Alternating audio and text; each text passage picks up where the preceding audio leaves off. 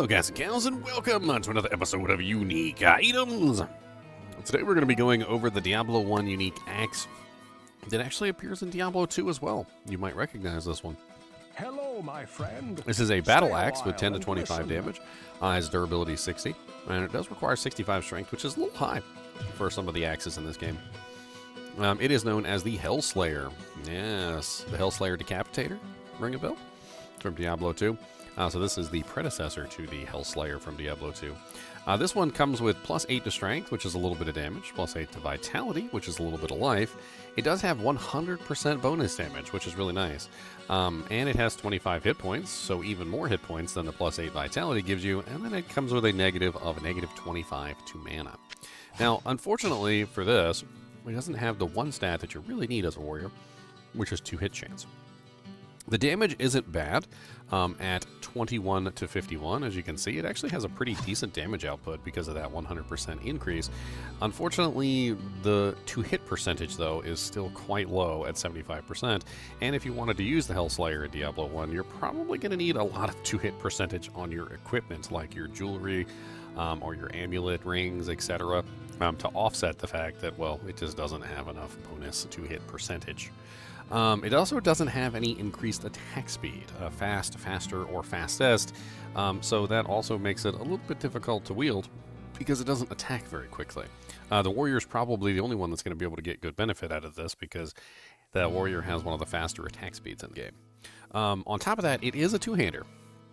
So, unfortunately, because it's a two-hander, it suffers from one of the main problems that all two-handers do, which is you can't equip a shield.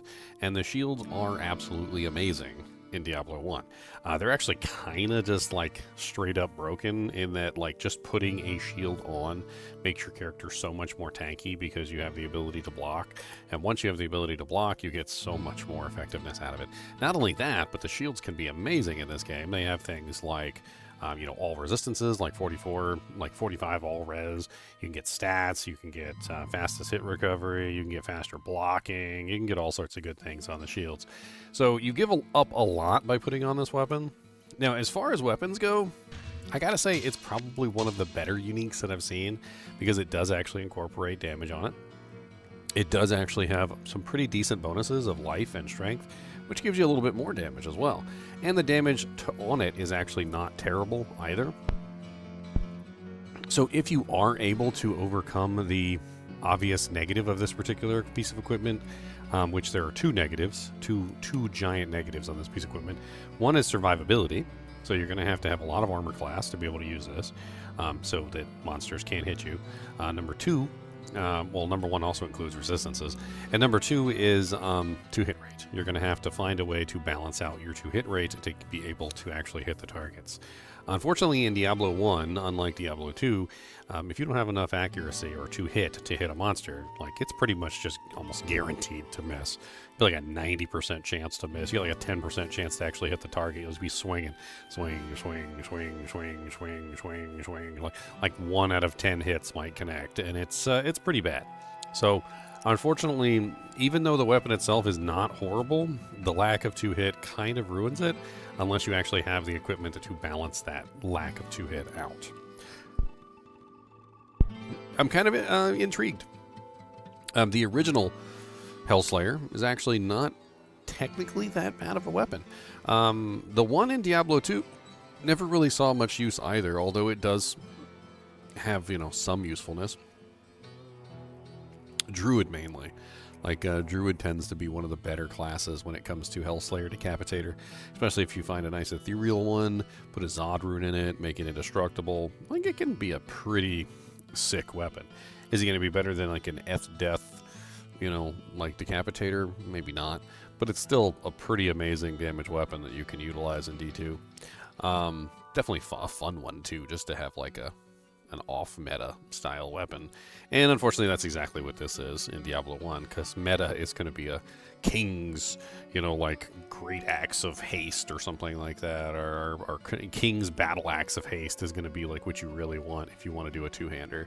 But in general, like you don't do two-hander on warrior, you usually do one-hander and shield, because it's really not that big of a difference damage-wise. It's not enough of a difference damage-wise to make you forego using a shield. But if you do want to use a two-hander, I mean, it's there. I did a two-hand run-through, and it was definitely a challenging run-through, but fun nonetheless. It was definitely fun to try and figure out how to make my character survivable in a, like, two-handed setup. And I think I did pretty well with it. Although I did eventually end up switching to one-handed shield because things were getting really tough there toward the end, and I was getting my booty cheeks kicked halfway across the galaxy.